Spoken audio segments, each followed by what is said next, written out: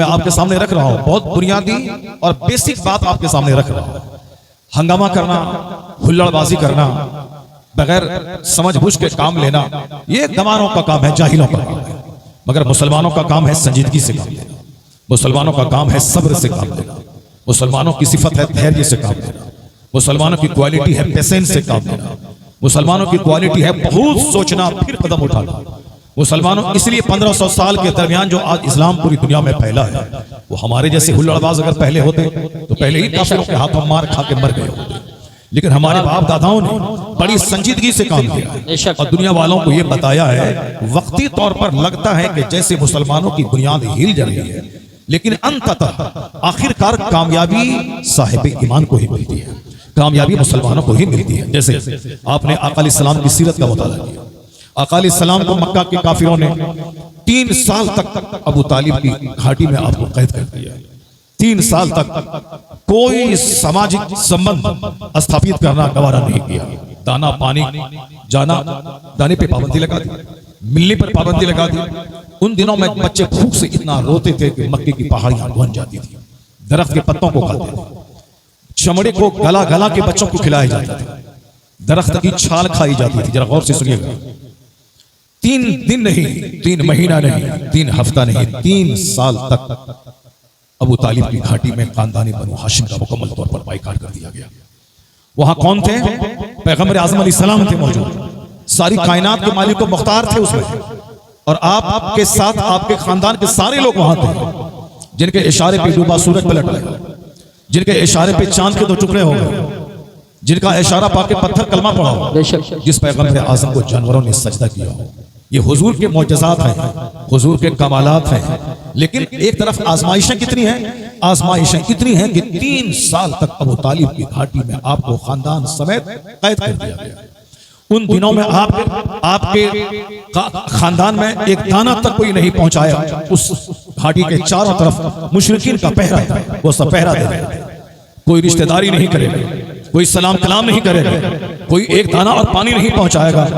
काफिर ने अपनी तकलीफ की इंतहा कर दी, हुजूर ने सब्र की इंतहा कर दी, हुजूर के खानदान वालों ने सब्र की इंतहा कर दी। फिर उसका अंजाम क्या हुआ? अंजाम यही हुआ कि आप उस घाटी से बाहर निकले। उसके बाद पूरे मक्के में जो इस्लाम तूफान और आंधी की तरफ फैलता चला गया। ऐसा हुआ कि जो लोग आपके दुश्मन थे वह सारे के सारे कलमा पढ़कर आका अलैहिस्सलाम के गुलाम हो गए, सब हुजूर की गुलामी में दाखिल हो गए। कामयाबी उन जुल्म करने वालों को नहीं मिली, सताने वालों के हिस्से में कामयाबी नहीं आई, भूखे रखने वालों के हिस्से में कामयाबी नहीं मिली। कामयाबी किनको मिली? सब्र करने वालों को मिली। कामयाबी उनको मिली जो खुदा की तकदीर पे राजी थे। कामयाबी उनको मिली जिन्होंने वक्ती मुसीबत को आजमाइश समझकर खामोश रह के झेलते रहे। और ऐसी कामयाबी मिली कि आका अलैहिस्सलाम ऐसा लग रहा था कि सरकार के गले में चादर डाल के काफिर आपकी जान ले लें। लेकिन आज 1500 साल के बाद सारी दुनिया को मालूम है कि मोहम्मद अरबी अकेले थे। लेकिन आज 200 करोड़ लोग, 2 करोड़ नहीं, 200 करोड़ लोग ऐसे हैं जिसके नाम के साथ लफ्ज़ मोहम्मद जुड़ा हुआ है। ये मोहम्मदी फौज 200 करोड़ की तादाद में पूरी दुनिया में आज 1500 साल के बाद मौजूद है। यह इस बात की दलील है हुजूर के सब्र ने उसको जमीन से उठा के उस बुलंदी पे पहुंचा दिया कि फर्श वाले तेरी शौकत का उलू क्या जाने, खुसरवा अर्श पे उड़ता है फरेरा तेरा।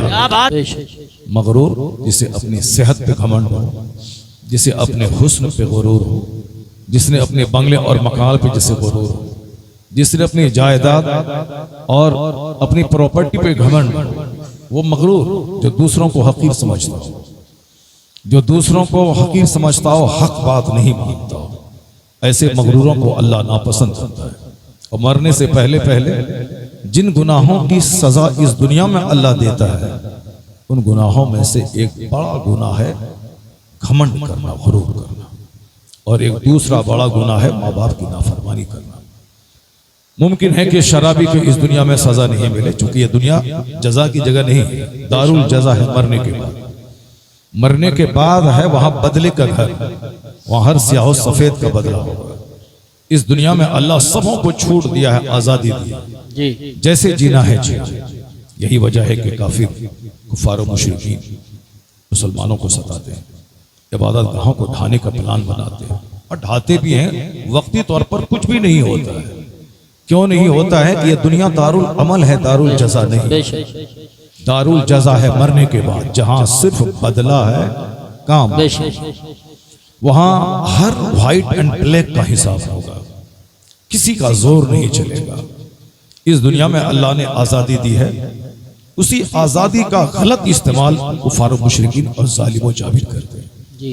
और जो कमजोर दिल का मुसलमान है ये घबरा सा जाते हैं। अगर अल्लाह होता तो इन काफिरों का डेना पकड़ता, इनके डेरे तोड़ देता, इनका जोर तोड़ देता। कुरान शरीफ में सारी बातें खोल खोल कर बयान कर दी गई। पढ़ने वाला पढ़ता है, नसीहत हासिल करता है। जो सिर्फ व्हाट्सएप यूनिवर्सिटी का तालिब इल्म है, जो सिर्फ मोबाइल मास्टर है, वो अपनी राय, अपनी फिक्र और अपने जैसे दूसरे इंसान की फिक्र को तरजीह देता है। लेकिन जो कुरान करीम की तिलावत करता है, जो कुरान पढ़ता है, वो जानता है कि बंदा कमजोर है, यह इंसान कमजोर है। इंसान की पैदाइश एक नापाक कतरे से, इंसान के पेट में हमेशा 2-3 केजी बोलो बरास पेशाब पखाना रहता है। हमारी और आपकी यही हैसियत है कि हम लोग एक नापाक कतरे से पैदा हुए और एक तंग जगह से दुनिया में आए। माँ का माहवारी खून माँ के शिकम में खा के दुनिया में आए। ये हमारी बुनियाद है, ये हमारी रियलिटी है, ये हमारी सच्चाई है। हर वक्त मौत की तलवार हमारी गर्दन पे लटक रही है। किसी भी वक्त बंदा मर सकता है और मर ही रहा है। तो जिसके पीछे एक बीमारी हो, अभी सेहतमंद था, 10-2 घंटे के बाद बीमार हो गया। अभी जिंदा था, 2 घंटे के बाद मुर्दों में शुमार हो गया। अभी मालदार था, 2-4 महीने 2-4 साल के बाद कंगाल और गरीब हो गया। गरीबी, बीमारी, मोहताजी, बेइख्तियारी, मौत, ये सब हमारी कमजोरियां। इंसान को अल्लाह ने पैदा किया है कमजोर, मगर ये इंसान बलवान बनना चाहता है। ये इंसान खुदा से मुकाबला करना चाहता है। ये इंसान अल्लाह की खूबसूरत दुनिया को पाप से भरना चाहता है। अल्लाह की इस दुनिया में सीना तान के चलना चाहता है। अल्लाह तबारक व तआला 2-4-10 साल बंदों को छूट देता है। छूट दे से बंदा मगरूर हो जाता है कि कोई खुदा नहीं है। मैं तो शराब पीता हूँ, कहाँ कुछ होता है। मैं तो बदकारी करता हूँ, कहाँ कुछ हो रहा है। मैं तो आंख मचोली कर रहा हूँ, कहाँ कुछ हो रहा है। मैं तो सूद खा के प्रॉपर्टी बढ़ा रहा हूँ, कहाँ कुछ होता है। बंदा 2-4-10-20 साल में धोखा खा जाता है। क्योंकि अल्लाह फौरी पकड़ता नहीं, पकड़ता इसलिए नहीं है ताकि दुनिया का कारोबार चलता रहे, दुनिया का सिस्टम चलता रहे। वरना अगर अल्लाह गुनाहों पे फौरी पकड़ ले तो हम और आप में से कोई आज जिंदा नहीं रहता, दुनिया में पैदा ही नहीं होता। जिस वक्त आपका दादा ज़िना किया, उसी वक्त उसको जमीन में अल्लाह धंसा देता।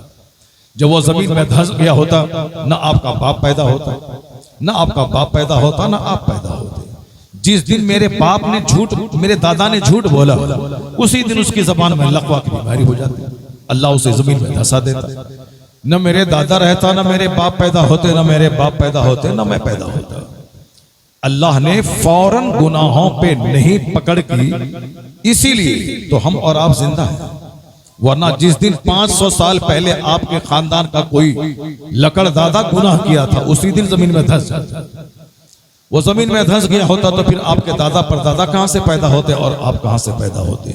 इस बात को अच्छी तरह जान लें कि अल्लाह रब्बुल इज्जत फौरी गुनाह की पकड़ नहीं करता है, बंदे को छूट देता है। या तो और गुनाह कर करके मोटा हो जाए ताकि उसको खूब जहन्नम की आग में जलाया जाए, या फिर वह तौबा कर ले और वापस आ जाए। अल्लाह तबारक व तआला उसको तौबा की तौफीक दे दे। ये दुनिया दारुल अमल है, काम की जगह है, दारुल जजा नहीं है। इसलिए अल्लाह बदकारों को छूट देता है, काफिरों को छोड़ देता है, मुश्किलों को छोड़ देता है, और अल्लाह तबारक व तआला मुसलमानों को आजमाइशों में डालता है। जरा गौर से सुनिएगा मेरी बात, जो मैं आपके सामने रख रहा हूं, बहुत बुनियादी और बेसिक बात आपके सामने रख रहा हूं। हंगामा करना, हुल्लड़बाजी करना, बगैर समझ बुझ के काम लेना, ये गंवारों का काम है, जाहिलों का काम है। मगर मुसलमानों का काम है संजीदगी से काम लेना, मुसलमानों का काम है सब्र से काम लेना, मुसलमानों की सिफत है धैर्य से काम लेना, मुसलमानों की क्वालिटी है पेशेंस से काम लेना, मुसलमानों की क्वालिटी है बहुत सोचना फिर कदम उठाना, मुसलमानों इसलिए 1500 साल के दरमियान जो आज इस्लाम पूरी दुनिया में फैला है, वो हमारे जैसे हुल्लड़बाज अगर पहले होते तो पहले ही काफिरों के हाथों मार खा के मर गए होते। लेकिन हमारे बाप दादाओं ने बड़ी संजीदगी से काम किया और दुनिया वालों को ये बताया है, वक्ती तौर पर लगता है कि जैसे मुसलमानों की बुनियाद हिल जा रही है, लेकिन अंततः आखिरकार कामयाबी साहिब ईमान को ही मिलती है, कामयाबी मुसलमानों को ही मिलती है। जैसे आपने आका अलैहिस्सलाम की सीरत का मुताला किया, आका अलैहिस्सलाम को मक्का के काफिरों ने 3 साल तक अबू तालिब की घाटी में आपको कैद कर दिया। 3 साल तक कोई सामाजिक संबंध स्थापित करना गवारा नहीं किया। दाना पानी जाना, दाने पे पाबंदी लगा दी, मिलने पर पाबंदी लगा दी। उन दिनों में बच्चे भूख से इतना रोते थे कि मक्के की पहाड़ियां बन जाती थी, दरख्त के पत्तों को खाते थे, चमड़े को गला गला के बच्चों को खिलाया जाता था, दरख्त की छाल खाई जाती थी। जरा गौर से सुनिएगा, 3 दिन नहीं, 3 महीना नहीं, 3 हफ्ता नहीं, 3 साल तक अबू तालिब की घाटी में खानदान बनु हाशिम का मुकम्मल तौर पर बाइकाट कर दिया गया। वहां कौन थे? पैगंबर आज़म अलैहिस्सलाम थे मौजूद, सारी कायनात के मालिक को मुख्तार थे उसमें, और आपके साथ आपके खानदान के सारे लोग वहां थे, जिनके इशारे पे डूबा सूरज पलट गया, जिनके इशारे पे चांद के 2 टुकड़े हो गए, जिनका इशारा पाके पत्थर कलमा पड़ा हो, जिस पैगंबर आज़म को जानवरों ने सजदा किया हो। ये हुजूर के मौजज़ात हैं, हुजूर के कमालात हैं। लेकिन एक तरफ आजमाइशें कितनी हैं? आजमाइशें इतनी हैं कि 3 साल तक अबू तालिब की घाटी में आपको खानदान समेत कैद कर दिया गया। उन दिनों में आपके खानदान में एक दाना तक कोई नहीं पहुंचाया। उस घाटी के चारों तरफ मुशरिकीन का पहरा था, वो सब पहरा दे रहे थे। कोई रिश्तेदारी नहीं करेगा, कोई सलाम कलाम नहीं करेगा, कोई एक दाना और पानी नहीं पहुंचाएगा। काफिर ने अपनी तकलीफ की इंतहा कर दी, हुजूर ने सब्र की इंतहा कर दी, हुजूर के खानदान वालों ने सब्र की इंतहा कर दी। फिर उसका अंजाम क्या हुआ? अंजाम यही हुआ कि आप उस घाटी से बाहर निकले। उसके बाद पूरे मक्के में जो इस्लाम तूफान और आंधी की तरफ फैलता चला गया। ऐसा हुआ कि जो लोग आपके दुश्मन थे वह सारे के सारे कलमा पढ़कर आका अलैहिस्सलाम के गुलाम हो गए, सब हुजूर की गुलामी में दाखिल हो गए। कामयाबी उन जुल्म करने वालों को नहीं मिली, सताने वालों के हिस्से में कामयाबी नहीं आई, भूखे रखने वालों के हिस्से में कामयाबी नहीं मिली। कामयाबी किनको मिली? सब्र करने वालों को मिली। कामयाबी उनको मिली जो खुदा की तकदीर पे राजी रहे। कामयाबी उनको मिली जिन्होंने फक्ती मुसीबत को आजमाइश समझकर खामोश रह के झेलते रहे। और ऐसी कामयाबी मिली कि आका अलैहिस्सलाम ऐसा लग रहा था कि सरकार के गले में चादर डाल के काफिर आपकी जान ले ले। लेकिन आज 1500 साल के बाद सारी दुनिया को मालूम है कि मोहम्मद अरबी अकेले थे। लेकिन आज 200 करोड़ लोग, 2 करोड़ नहीं, 200 करोड़ लोग ऐसे हैं जिसके नाम के साथ लफ्ज़ मोहम्मद जुड़ा हुआ है। ये मोहम्मदी फौज 200 करोड़ की तादाद में पूरी दुनिया में आज 1500 साल के बाद मौजूद है। यह इस बात की दलील है हुजूर के सब्र ने उसको जमीन से उठा के उस बुलंदी पे पहुंचा दिया कि फर्श वाले तेरी शौकत का उलू क्या जाने, खुसरवा अर्श पे उड़ता है फरेरा तेरा। क्या बात है, सुभान। लोग कहते थे कि इस्लाम की ईंट से ईंट बच जाएगा। लोग कहते थे कि मुस्तफा की बेटी को जख्मी कर दिया गया, मुस्तफा के नवासे को ज़बह कर दिया गया, मुस्तफा के खानदान वालों को तकलीफ दी गई, अब इस्लाम नहीं बचेगा। सहाबा कराम को शहीद कर दिया गया, अब इस्लाम नहीं बचेगा। लेकिन वह लोग सच्चाई का हाथ झंडा लेकर आगे बढ़ रहे थे, खजूर खाते थे मगर इस्लाम की तबलीग में कोई सुस्ती नहीं दिखाते थे। एक एक कपड़े में 50-50 पैबंद लगे होते थे, मगर इस्लाम की तबलीग का वो नशा था कि मदीना छोड़कर वह लोग दुश्मन दुनिया चले गए। मदीना छोड़कर, मक्का छोड़कर मोहम्मद इब्ने कासिम जवानों की टीम के साथ सिंध हिंदुस्तान की सरजमीन पे आ गए। मक्के की बहारों को छोड़ दिया, मोटा छोटा पहनते थे, रूखा सूखा खाते थे, मगर इस्लाम की तबलीग का वो नशा था कि मक्का मदीना छोड़कर कोई स्पेन चले गए, कोई ईरान चले गए, कोई सिंध हिंदुस्तान आ गए। तो अल्लाह सिर्फ ये देखता है कि मेरा बंदा मेरे मजहब की तबलीग में कदम कितना बढ़ा रहा है, कितना हौसला रख रहा है। तुम एक कदम बढ़ाओ, खुदा की रहमतें 10 कदम तेरा इस्तकबाल करें। तुम खुदा की तरफ चलना शुरू करो, खुदा की रहमतें दौड़कर तेरा इस्तकबाल करेंगी। तुम मक्के के भूखे लोग स्पेन निकल गए, मदीने के भूखे लोग हिंदुस्तान की सिंध निकल गए। फिर क्या हुआ, पूरा हिंदुस्तान कई 100 साल के लिए अल्लाह ने इन मुसलमानों के हवाले कर दिया।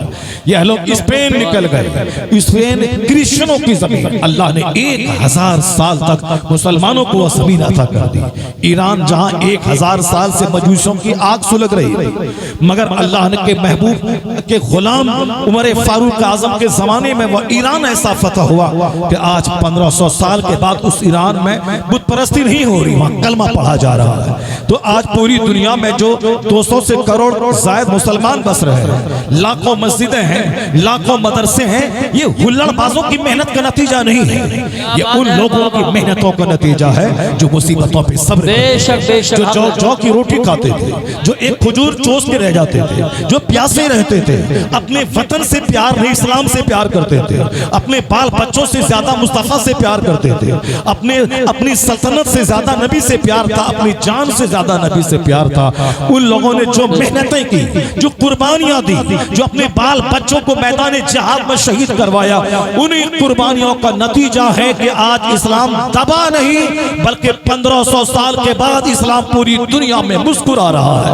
अमेरिका के व्हाइट हाउस में मुस्तफा का चर्चा हो रहा है, जापान और चाइना की वादी में मुस्तफा का जिक्र हो रहा है, ऑस्ट्रेलिया, मलेशिया, सिंगापुर में मुस्तफा का जिक्र हो रहा है। यहाँ तक यूनिवर्सिटीज में, स्कूल्स में, कॉलेजेस में, पॉलिटिकल लीडर्स की सोहबतों में, हर जगहों पे मुस्तफा का जिक्र हो रहा है। आला हजरत ने 100 साल पहले कहा था, हुजूर आपका जिक्र अल्लाह ने इतना बुलंद कर दिया है कि अर्श पे ताजा छेड़छाड़, फर्श पे तुरफा धूमधाम, कान जिधर लगाइए तेरी ही दास्तान। सुभान अल्लाह, माशाअल्लाह, नारे तकबीर, नारे रिसालत, कान जिधर लगाइए तेरी ही दास्तान। और आप तकरीर मत सुनिए, सिर्फ इन लोगों को फूल डालिए और माला डाला के लोड कर दीजिए इसको। तकरीर पहले सुनो गौर से, उसके बाद माला इनके घर में जाके पहनाना। जब जलसा खत्म हो जाएगा, ये लोग अपने रिश्तेदार से मिलने जाएंगे, उस वक्त इनको माला पहनाना। और फिर ये माला, ये सब जो बनावटी माला है, इससे बेहतर है कि गुलाब के फूल, ये सब फालतू किस्म का माला ना डाला जाए, रुपया और नोट का माला ना पहनाया जाए। रुपए में तस्वीर होती है और वह तस्वीर को गले में न डाला जाए, उससे बचा जाए। गुलाब का फूल है और भी बहुत सारे, बेली है, चमेली है, उसका फूल, उसका हार डाला जाए। ये सब फालतू किस्म का ना डाला जाए। और फिर ये एक रस्म ना निभाएं, बल्कि मुबारकबादी दें। मुबारक हो कि आप हाफिज कुरान हो गए, मुबारक हो आप हाफिज कुरान हो गए, खानदान वालों की बख्शिश का जरिया बन गए। जिस खानदान में एक बाअमल हाफिज कुरान होता है, उस खानदान के 400 लोगों की अल्लाह तबारक व तआला उसको राहे नूर अता कर देता है। और 10 ऐसे लोग जिस पर जहन्नम वाजिब हो चुका हो, इनकी सिफारिश पर अल्लाह उसे जन्नत में जगह अता फरमाता। कौन हाफिज? वो हाफिज नहीं हाफिज बनने के बाद दाढ़ी कटा ले, हाफिज बनने के बाद साहब मोबाइल ठीक करने के चक्कर में नमाज छोड़ दे, नहीं। मन क़राअल कुरान व अमिला बिमा फीह, जिसने कुरान पढ़ा और उस पर अमल किया, जो कुछ कुरान में है उस पर अमल किया, तब कहा है उल्बिसा वालिदाहु ताजन यौमल क़ियामा ज़ौहु अहसनु मिन ज़ौइ शम्स फी बुयूतिकुम दुनिया। दुनिया में जो सूरज की रोशनी तेरे घर में पड़ती है, इससे ज्यादा चमक उस ताज की होगी जो ताज बाअमल हाफिजों के माँ बाप के सरों पे पहनाया है। सुभान अल्लाह, सुभान अल्लाह। बाअमल हुफ्फाज को के माँ बाप को ताज पहनाया जाएगा। और हदीस में आया है, मा ज़न्नुकुम बिल्लज़ी, जब कुरान पढ़ने वाले के माँ बाप को इस इज्जतों से नवाजा जाएगा, तो जिन्होंने हिफ्ज़ किया, जिन्होंने कुरान पाक पढ़ा, मेहनत की, उसका मर्तबा कितना होगा? इनके सदक़े में इनके माँ बाप का मर्तबा बुलंद होगा। तो जब इनके सदक़े में माँ बाप का मर्तबा बुलंद होगा तो फिर इनका मर्तबा कितना। हजरात आप बैठे रहें, मोहम्मद अली फैजी साहब आ रहे हैं, आप बैठे रहें, मेरे भाई खड़े ना हो, वो आएंगे स्टेज पे, हम नारा लगा लेते हैं, नारे तकबीर, रास्ता बना दें, बीच में से रास्ता बना दें, नारे तकबीर, नारे रिसालत, नारे गौसियत, मसलके आला हजरत शायर हिंदुस्तान कारी मोहम्मद अली साहब कुल्ला फैजी बराऊं शरीफ, कारी मोहम्मद अली साहब कुल्ला फैजी बराऊं शरीफ, सादाते किराम, फैजान इबादी और से इबादी दूल्हा, उलमा अहले सुन्नत, कारी मोहम्मद अली साहब कुल्ला फैजी। देखिए मैंने हजरत ने क्या जुमला बोला, हुल्लड़बाजी ना करें, बहुत अदब और एहतराम के साथ तकरीर पहले होगी, उसके बाद ना कहूँगा। सामईन हाज़िरीन, इसलिए मैंने कहा था ना कि बीच में रास्ता बिल्कुल खाली रहना चाहिए ताकि आपके मेहमान आसानी से स्टेज पर आ सकें और स्टेज पे आने में कोई जहमत नहीं उठाए, या फिर रास्ता दूसरी तरफ से होना चाहिए ताकि हमारे मेहमान उस रास्ते से स्टेज पर आए। स्टेज वाले बैठे रहें, सारे लोग बैठ जाएं और तकरीर सुने। नात खाने रसूल, मद्दाहे रसूल मोहम्मद अली भाई के लिए जगह बना दें, इधर तशरीफ आप उनकी शहींशाह भाई। उससे पहले आप तकरीर सुने, गुफ्तगू सुने, जो गुफ्तगू जिससे जिंदगी रोशन होती है, वह गुफ्तगू जिससे ईमान पुख्ता होता है, वह गुफ्तगू जिससे एक मुसलमान होने की जिम्मेदारी समझी जाती है। आप सारे के सारे गौर से सुने। हिंदुस्तान भर में जो तमाशा हुआ उन तमाशों से सबक हासिल कीजिए और दुश्मन जो आपके खिलाफ प्लान बना रहा है उस प्लान पे नजर रखिए। नादानी, मैं उसी पे जोर दे रहा हूँ। मैंने तकरीर के तमहीदी तौर पर मैंने उसी पॉइंट को आपके सामने इंडिकेट किया है कि इस्लाम धैर्य पे जोर देता है, इस्लाम सब्र पे जोर देता है, इस्लाम हिकमत पे जोर देता है, इस्लाम हुल्लड़बाजी पे जोर नहीं देता। ईद के दिन हमारे यहाँ एक नमाज अलग से वाजिब हो जाती है, वह दूसरों का त्यौहार है जिसमें शराब पी जाती है, जिसमें नाचा जाता है, जिसमें एक रात में इतनी बिजलियां खर्च की जाती हैं जिससे कि सारा हिंदुस्तान का कम से कम आधा हिंदुस्तान तो अपने घर को 6 महीने तक बल्ब से रोशन कर सकता है, मगर सिर्फ वही हुल्लड़बाजी की वजह से एक रात में इतनी बिजली खर्च हो रही है, इतने पटाखे पे पैसे खर्च हो रहे हैं जिससे कि आधा हिंदुस्तान पल सकता है। साहब, सिर्फ मंडप के नाम पे खरबों रुपए, महासंख्यों रुपए पानी की तरह बहाए जाते हैं। जिस मुल्क में गरीबी चरम सीमा पे हो, जिस मुल्क में अनएम्प्लॉयमेंट बेरोजगारी चरम सीमा पे हो, जिस मुल्क में सड़कें टूटी हुई हो, जिस मुल्क में बिजली का सिस्टम दुरुस्त नहीं हो, उस मुल्क में महासंख्यों रुपए एक रात पटाखे में खर्च हो जाते हैं। एक रात में सिर्फ साहब हमारा त्यौहार, जरा गौर से सुनिएगा, ईद के दिन रोजाना 5 नमाज है, ईद के दिन 6 नमाज। मेरा त्यौहार सबसे बड़ा त्यौहार ईद उल फित्र, दूसरे नंबर का सबसे बड़ा त्यौहार ईद उल जुहा। तो ईद उल फित्र के दिन 6 नमाज, रोजाना 5 नमाज, ईद उल फित्र के दिन 6 नमाज। आज हमारा त्यौहार का दिन है, आज खुशी मनाने का दिन है। ईद उल फित्र के दिन रोजा रखना हराम है क्योंकि आज खाने पीने का दिन है, आज नए कपड़े पहनने का दिन है, लेकिन साथ ही एक नमाज अलग से वाजिब हो गई। यहीं से समझना चाहिए कि मेरे फेस्टिवल में और दूसरों के फेस्टिवल में यही फर्क है। उनके फेस्टिवल में शराब नोशी बढ़ जाती है, उनके फेस्टिवल में डांस बढ़ जाता है, उनके फेस्टिवल में दूसरों को तकलीफ देना, कीचड़ फेंक के तकलीफ पहुंचाना बढ़ जाता है। मेरे फेस्टिवल में इबादत बढ़ जाती है, मेरे फेस्टिवल में सजदा बढ़ जाता है। आया है कि ईद की नमाज पढ़ने ईदगाह जाओ, मस्जिद जाओ, एक रास्ते से जाओ दूसरे रास्ते से आओ और क्या पढ़ते जाओ, अल्लाहु अकबर ला इलाहा इल्लल्लाह वल्लाहु अकबर अल्लाहु अकबर वलिल्लाहिल हम्द। यानी पूरी गली खुदा की तस्बीह और तहमीद से गूंज जाए। ये है मेरा त्यौहार। ईदगाह जाने से पहले गरीबों मिस्किनों में सदक़े फित्र निकाल दे ताकि वो भी सवैयां खा ले, वो भी नए कपड़े पहन ले, उनके घर में भी खुशी के दीपक जल जाएं। इसलिए हर शख्स सदक़े फित्र निकाल कर गरीबों को दे दे। मेरा त्यौहार आया, खैरात बढ़ गई। मेरा त्यौहार आया सदका बढ़ गया, मेरा त्यौहार आया सजदा बढ़ गया, मेरा त्यौहार आया सलाम मुसाफा आपस की मोहब्बतें बढ़ गई।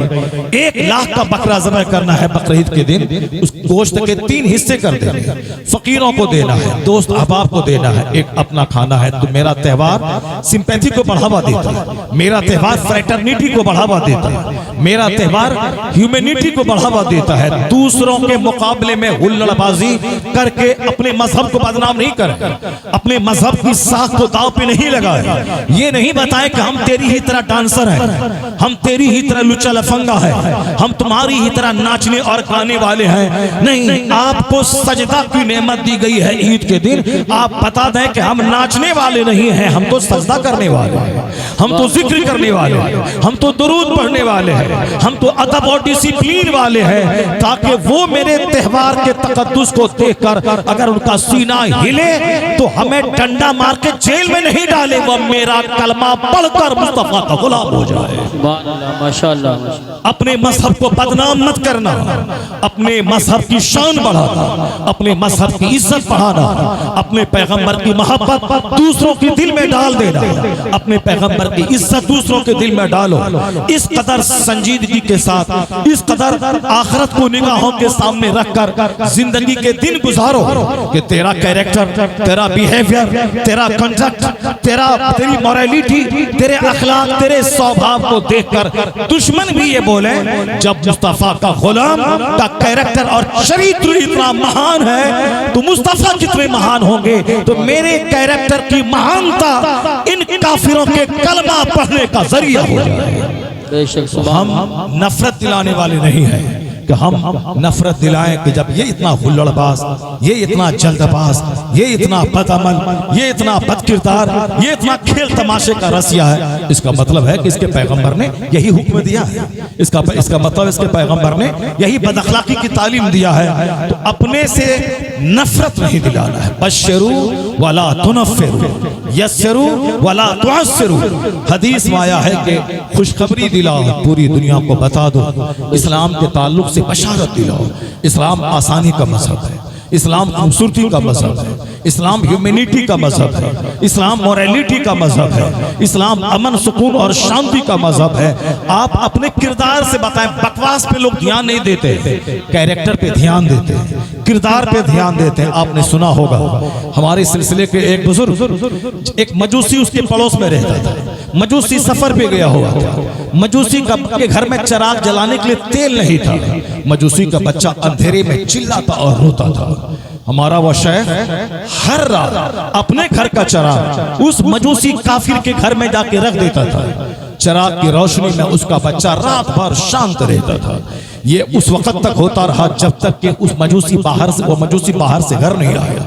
बीवी ने खैरियत बताई कि आपका बच्चा रात भर चिल्लाता था, लेकिन ये पड़ोस के वो शेख जिसको आप कहते थे इस्लाम का मुबल्लिग है, जिससे आप चिढ़ते थे, जिससे आप जलते थे, जिनको आप कहते थे ये इस्लाम का प्रचारक है, जिसको आप कहते थे ये हमारा दुश्मन है, उसी दुश्मन का चिराग आपके बच्चों को रात रात भर खामोश किया और आपके आने में जो कई महीने लग गए और इतने महीनों तक हर रात वो अपने घर को अंधेरा करके अपना चिराग मेरे घर में डालता था। वो मजूसी सोच में पड़ गया, ये कौन सा मजहब है जो अपने घर को अंधेरा करके दूसरों काफिरों के घरों को उजाला करने का पैगाम देता है, अपने पड़ोसी के साथ बेहतर सुलूक का पैगाम देता है। मैं उनसे दुश्मनी करता हूँ, वह मेरे बच्चों को जिंदा रखने के लिए अपने घर का चिराग यहाँ ला के रख दिया। कहा ए बीवी उठो, जब उनका चिराग मेरे घर में आ गया तो अब उनके मजहब का चिराग भी मेरे दिल में जलना चाहिए। अपनी बीवी अपने बच्चों समेत गए उस शेख के पास,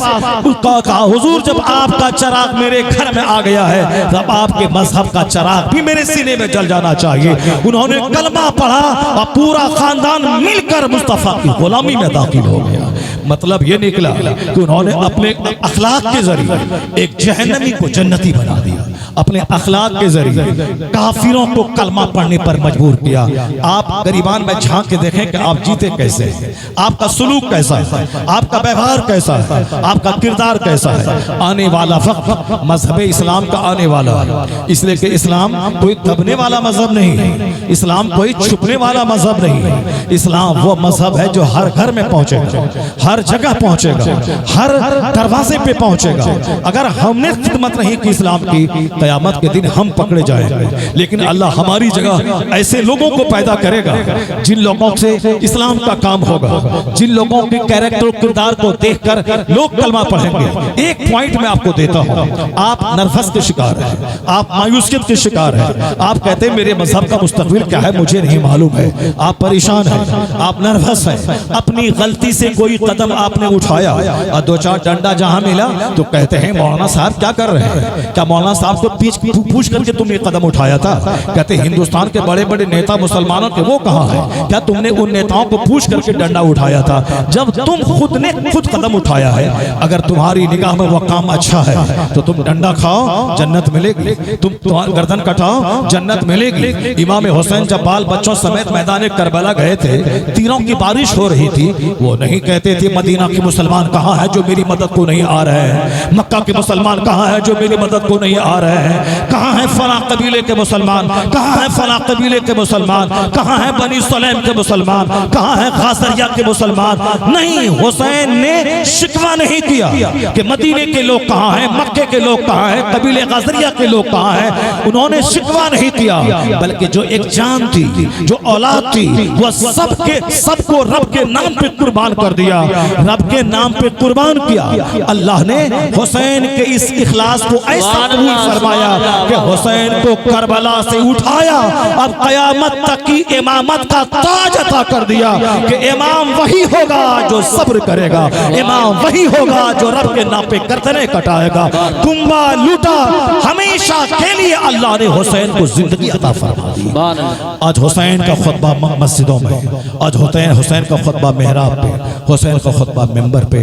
इतनी तकलीफें कि बाल बच्चे शहीद हो गए, जवान अली अकबर शहीद हो गया, अली असगर शहीद हो गए, औनो मोहम्मद शहीद हो गए, मोहम्मद और इब्राहिम शहीद हो गए, अब्बास अलम बरदार शहीद हो गए, सारा कुंबा लूट गया। लेकिन उसका रिजल्ट क्या निकला?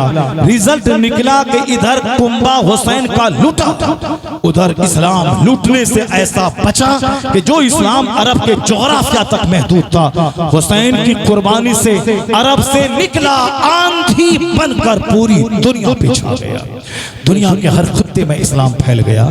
लेकिन आज थोड़ी सी मुसीबत मेरी नादानी की वजह से आ जाती है तो कहते हैं कि साहब मुफ्ती शहरयार कहाँ, वैसी कहाँ है, बिहार के लोग कहाँ हैं, बंगाल के लोग कहाँ हैं? क्या बंगाल के लोगों को पूछ करके आपने डंडा उठाया था? क्या बिहार के मुसलमानों को पूछ करके आपने ऐसा किया था? और जब नहीं किया था, अल्लाह के लिए किया था, तो फिर घबराते क्यों हो? अल्लाह को आवाज दो। अगर दीन की राहों में एक तमाचा भी खा लिया, अगर दीन की राहों में 10 दिन जेल अगर रह गए, अगर दीन की खिदमत करते हुए अगर जख्मी हो गए, तो याद रख दीन की बातें बोलकर माला पहनना और जिस दिन हुसैन अपने कुंबा समेत खून में लथपथ जन्नत की तरफ जाएंगे, अगर तुमने कहा हुजूर आप हक बोले गर्दन कटी, आपका कुंबा कटा, मैं भी हक की खातिर घर से बाहर निकला था, डंडा खाया, जेल में 5 महीने रहा, हम भी हक की खातिर, मेरे घर पे बुलडोजर चला, मेरी प्रॉपर्टी गई, मैं भी मुसीबत सहा। अगर हुसैन ने मुस्कुराते हुए इशारा कर दिया कि आओ तू भी मेरे साथ, 80 बरस का नफल सजदा वहां नहीं ले जाएगा जहां हुसैन का एक इशारा लेके चला जाए। नारे तकबीर, नारे रिसालत, नारे गौसियत, मसलके आला हजरत फैजान इबादी और से इबादी।